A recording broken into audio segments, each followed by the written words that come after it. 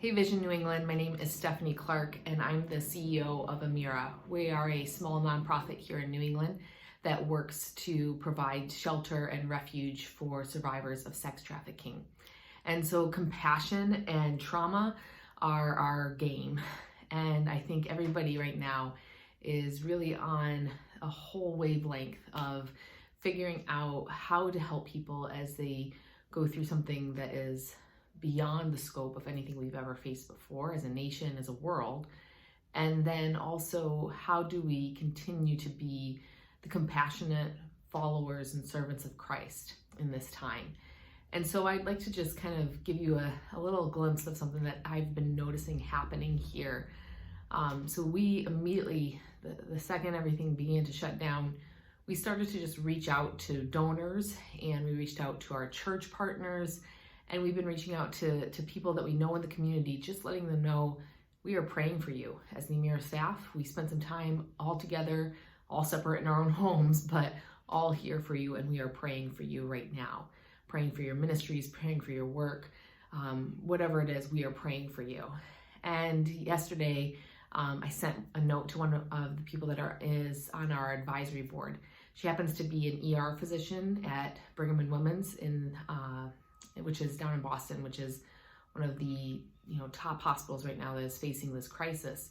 And I just let her know every single staff member is praying for you right now and everything that you're doing. We're so grateful for it all. And she just sent back an email just filled with just love, support. Could not believe that we were doing that for her, and just said that that really made her day. And so I just want to encourage you. We're doing this everybody across the board.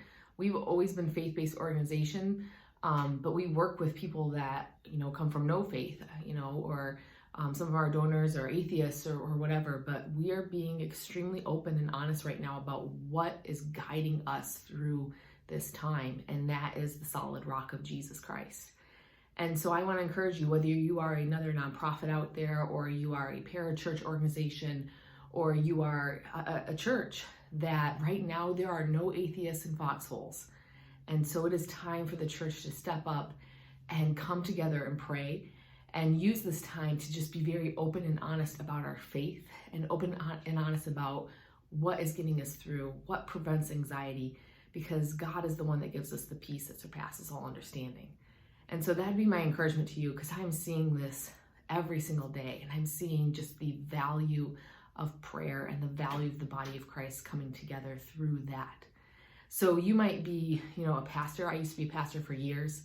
And, when I was a pastor, I knew very few non-Christians, because your church, right?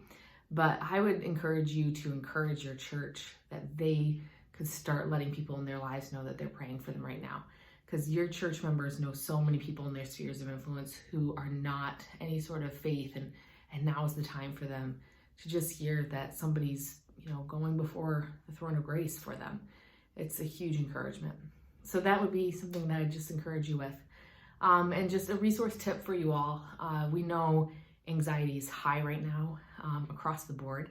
And that's something that's really kind of our bread and butter. We deal with it all the time with trauma survivors and survivors of sexual exploitation.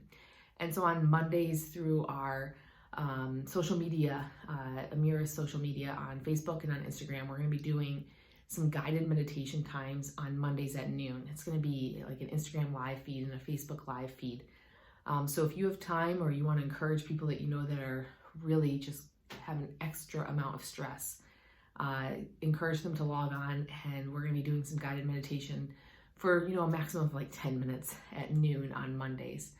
It's going to be biblically based, but I'm hoping that people of all faiths will join in, and again, get a chance to just get a glimpse of what life with Christ is like, in a very open, honest, welcoming way. So praying for you guys in this huge Vision New England community, and I know God is going to get us through this. So God bless.